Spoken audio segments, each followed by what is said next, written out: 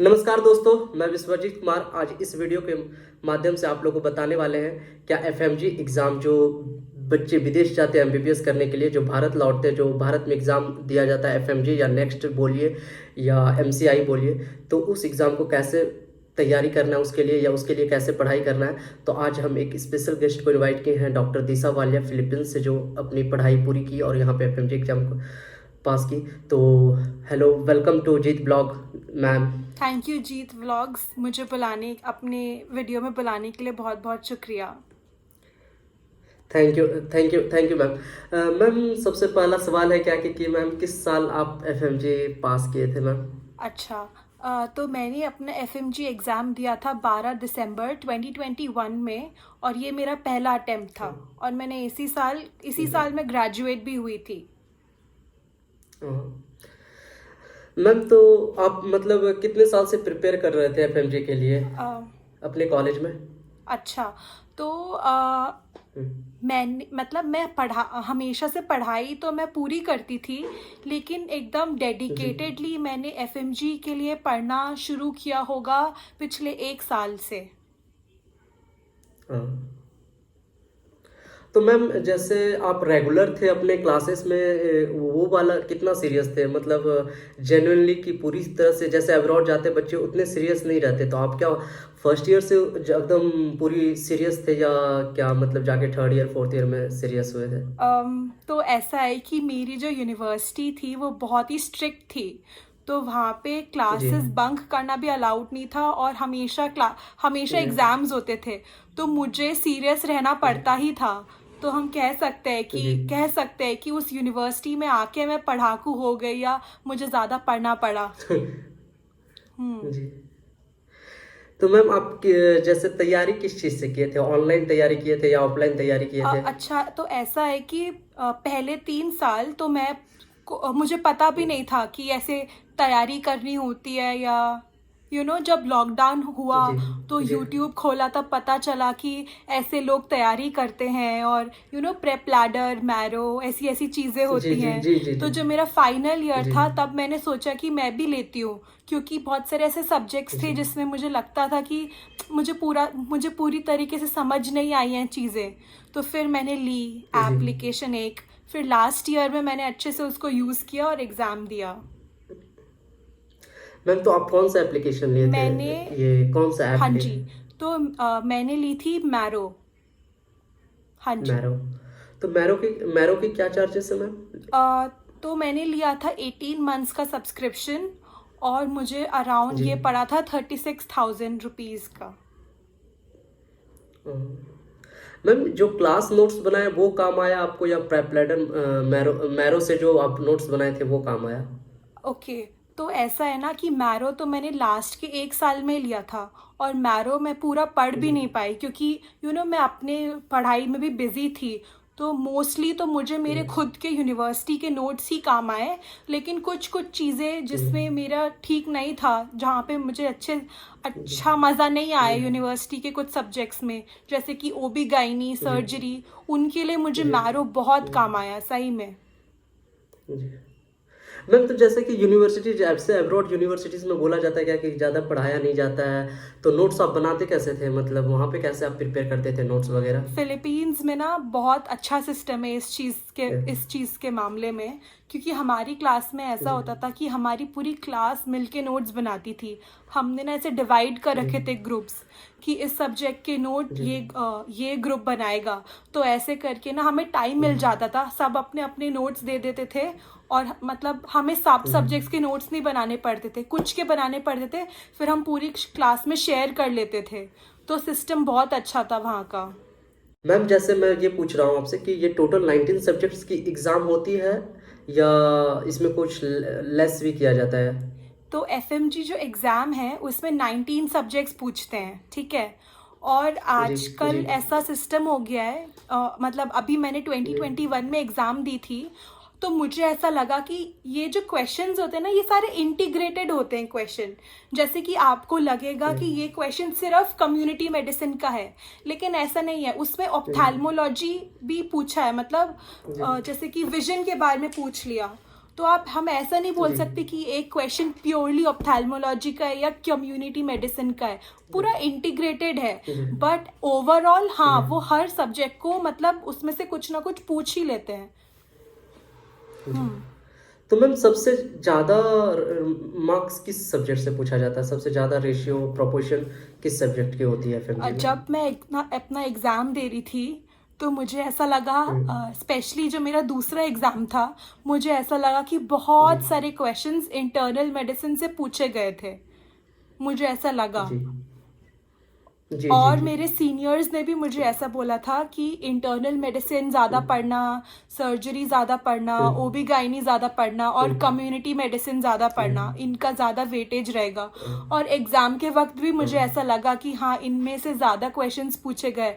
और अगर मैं इन सब से ज़्यादा कंपेयर करूँ तो सबसे ज़्यादा मुझे लगा कि हाँ, इंटरनल मेडिसिन में से पूछे गए सबसे ज़्यादा क्वेश्चंस। जी। मैम सबसे ज़्यादा प्रॉब्लम ये वाली बात आती कि लास्ट जब 5 साल कहीं से कहीं 5 साल होता है, कहीं 6 साल एमबीबीएस होता है, तो उसके बाद प्रेशर बच्चे पे ये आ जाती है कि वो 5 साल में जो 19 सब्जेक्ट टोटल है, एक साथ 19 सब्जेक्ट का रिवीजन कैसे होगा, एक साथ कैसे लास्ट में रिवीजन किया जा सकता है 19 सब्जेक्ट का? तो ये जवानी है दीवानी मूवी में एक डायलॉग है ना कि सब कुछ आप कवर नहीं कर सकते, कुछ ना कुछ तो छूटेगा ही। तो पता है ये चीज़ जी। रियल जी। लाइफ में भी होती है। मतलब आप मेडिसिन जी। में भी, आप जैसे मेडिकल स्कूल में हो, कुछ ना कुछ तो छूटेगा ही, जी। आप सब कुछ नहीं पढ़ सकते, ठीक है। तो ये अब आपको जी। देखना है जी। कि आप कौन से सब्जेक्ट में अच्छे हो, कौन से सब्जेक्ट का जी। वेटेज ज़्यादा है, आप कौन सा कर सकते हो। ये तो मतलब पॉसिबल जी। ही नहीं कि आप सब कुछ करके रहो। आप अगर अपना भी बताऊं तो मैं सब कुछ नहीं पढ़ के गई थी, मेरा कुछ तो छूटा ही था। मैं चाहती थी करना बट मेरे लिए पॉसिबल नहीं था टाइम कंस्ट्रेंट्स की वजह से। तो मैंने जो जी। बोले ना, ये मैम 5 सब्जेक्ट्स अगर आप इन पे पहले फोकस कर लो, उसके बाद बाकी सब्जेक्ट्स ट्राई करने का करो तो हेल्पफुल होगा। मैम तो फिर भी ये होता है ना कि ये इतना वास्ट सिलेबस होता है एमबीबीएस का, जैसे कि देख सकते हैं एनाटॉमी, फिजियोलॉजी, बायोकेमिस्ट्री, इतने सब्जेक्ट्स हैं, तो इसको इतना पढ़ना, टोटल पढ़ना कैसे? समझ 19 सब्जेक्ट, फिर हर सब्जेक्ट में होता है क्या, वो 40 चैप्टर है, वह 20 चैप्टर्स हैं, तो इसको कैसे मैनेज किए थे? सही बोल रहे हो आप। आपको पता है ये जो कोर्स हम लोगों ने चूज किया है ना, एमबीबीएस, ये वर्ल्ड का सबसे जी। डिफिकल्ट कोर्स है। मेरे ख्याल से Guinness Guinness book of world records में ऐसा भी लिखा है कि ये जो कोर्स है, इसमें सबसे ज़्यादा जी। एग्जाम्स होते हैं। और सबसे ज़्यादा जी। जी। सब्जेक्ट, सबसे ज़्यादा पढ़ना इसी सब्जेक्ट में है। तो जी। पर्सनली मैंने ये देखा कि अगर आप चाहते हो कि, जैसे कि फर्स्ट ईयर में जब मैं थी, ठीक है, मुझे बायोकेमिस्ट्री बहुत मुश्किल लगता था। मुझे समझ में नहीं आता था जी। कि मेरे मार्क्स कहाँ कट रहे। मैं इतना पढ़ती थी बट मेरे मार्क्स नहीं आते थे।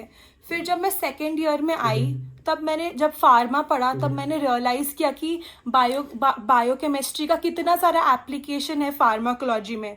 और फिर जब मैंने सर्जरी पढ़ा तब मुझे लगा अरे और भी ज़्यादा। फिर मेरे को मैंने दोबारा पढ़ा बायोकेमिस्ट्री में तो मुझे ज़्यादा समझ में आया। तो मैंने ये रियलाइज़ किया कि आप जब भी कुछ पढ़ते हो ना, तो आप रिलेट करके पढ़ो, ठीक है। और आप जितना आगे पढ़ जी। लेते हो ना, आपको पहले के सब्जेक्ट्स उतनी ईजी लगने शुरू हो जाते हैं। ऐसा मेरा पर्सनल ओपिनियन है। तो मैं ये बोलूँगी कि जब, जैसे कि आपने थर्ड ईयर कर लिया, फोर्थ ईयर कर लिया, उसके बाद आप करते रहो रिवाइज। जैसे कि आप पैथोलॉजी पढ़ रहे हो, ठीक है, तो आप उसको एकदम जी। पैथोलॉजी से मत पढ़ो, आप उसको फिजियोलॉजी से कोरिलेट करो, उसको एनाटॉमी से कोरिलेट करो, सिस्टम वाइज पढ़ो। जी। तो आपको बहुत इजी हो जाएगा रिवाइज करना भी और समझना भी। तो ये तो मेरी टिप रहेगी सब जी। लोगों के लिए कि इंटीग्रेट करके जी। पढ़ो। जी। तो मैम ये होता है ना कि अचानक से हेक्टिक शेड्यूल में आ जाना तुरंत, कि फर्स्ट ईयर से उतना से पढ़ाई वढ़ाई करने का आदत नहीं है, फिर अचानक से इतना कैसे मैनेज हम्म। करना, इतना तुरंत, हम्म। तो ये कैसे हुआ था टाइम मैनेजिंग? ये तो ना सबको खुद अपने आप को मोटिवेट करना पड़ता है। मेरा मेरा ये मोटिवेशन था कि अब मैं मतलब बाहर आई हूँ पढ़ने के लिए, इतना घर से दूर, जी। तो मैं मेरा टाइम वेस्ट ना करूँ, मतलब मैं अपना पूरा ध्यान दूँ पढ़ाई पे, मैं उसको अपनी प्रायोरिटी बनाऊँ। आई थिंक ये तो जो हमारी पूरी जी। एफएमजी कम्युनिटी है उनको अपने आप को मोटिवेट करना पड़ेगा और अपने आप को बोलना पड़ेगा। अपनी प्रायोरिटीज़ बनाते हैं ना हम, तो अपनी अपनी प्रायोरिटी बनानी पड़ेगी। ये चीज़ मुझे ऐसा पर्सनली लगता है। जी। और मैम हम लोग को आने वाले स्टूडेंट्स को क्या टिप्स देना चाहते हैं किस चीज़ के लिए टिप्स? एफएमजी के लिए, जो अब 2020 में 22 में तो ये एफएमजी ही होगी, 2023 में नेक्स्ट होगी, लेकिन अभी जो आने वाले स्टूडेंट्स हैं उनको क्या टिप्स एंड ट्रिक्स देना चाहते हैं, उनके लिए क्या बोलना चाहेंगे आप? मैंने ना ऐसे बहुत सारे इंटरनेट पे बहुत सारी ऐसी चीज़ें सुनी कि एफएमजी एग्ज़ाम बहुत मुश्किल होता है, बिल्कुल पॉसिबल नहीं है करना, और मतलब जानबूझ के फेल करते हैं। जब मेरा एग्ज़ाम होने वाला था मैं भी बहुत डरी हुई थी, मुझे ऐसा लगता था कि हाँ ये सब सच है, बट जब मैंने एग्ज़ाम दिया ना तो मुझे पता चला नहीं, हो सकता है, मतलब आराम से क्रैक किया जा सकता है एग्ज़ाम। तो जो लोग अभी तुरंत अपना जून वाला एग्ज़ाम देने वाले हैं, मैं उनको ऑल द बेस्ट बोलना चाहती हूँ। उनके पास बहुत कम टाइम है, वो लोग तो अच्छे से रिवाइज़ कर लें अपना सिलेबस। अभी आई डोंट थिंक मतलब उनको मतलब एकदम टेंशन लेनी चाहिए, उनको उस चीज़ पे फोकस नहीं करना चाहिए जो उन्होंने नहीं पढ़ा। आपने जो पढ़ा हुआ है उस पे फोकस करो, उसको अच्छा करो। और जो लोग अभी first year, second year, third year में हैं, मैं उनको बोलना चाहती हूँ यही आपका टाइम है पढ़ने के लिए, अपना नॉलेज बेस इंक्रीज़ करो। अब भी आप उस एग्ज़ाम के बारे में मत ध्यान दो, अब भी आप सोचो आप जितना पढ़ सकते हो आप पढ़ो, ठीक है? आपका टाइम आएगा एग्ज़ाम देने का, फिर आप एग्ज़ाम स्ट्रैटेजीज तब आप देखना। और बस मैं यही सबको बोलना चाहती हूँ। जी मैम, एक लास्ट सवाल है क्या कि नोट्स कैसे बनाएं, नोट्स कैसे बनाना है? देखिए ये सबको लगता है सिली क्वेश्चन है, बट देखिए बहुत एक तरीका होता है कि एक सटीक वे में नोट्स बनाना, एक शॉर्ट नोट्स बनाना वो बहुत डिफिकल्ट होता है। अब जैसे नोट्स बनाने बैठिए तो हर चीज़ लगता है कि हर एक चीज़ ही इम्पोर्टेंट है, तो वो शॉर्ट नोट्स बनाना या नोट्स बनाना ये कैसे मतलब किया जाए, किस आइडिया से बनाया जाए? मुझे भी नोट्स बनाने ना बहुत मुश्किल लगते हैं, मुझे बहुत अच्छा लगता है नोट्स बनाना, लेकिन जब नोट्स बनाने की बारी आती है ना तो हमेशा इनकम्प्लीट रह जाते थे। तो मैंने ना देखो, जो लोग प्रेप लैडर और मैरो वगैरह यूज़ कर रहे हैं उनको तो बनाने की ज़रूरत नहीं है, नोट्स बनाने की ज़रूरत नहीं है। बट जो लोग नहीं यूज़ कर रहे, जो लोग सेल्फ डिपेंडेंट है, खुद अपने नोट्स बनाते हैं, मैं उनको ये चीज़ बोलना चाहूँगी कि आप लोग ना प्लीज़ कॉन्सेप्ट मैप बनाओ।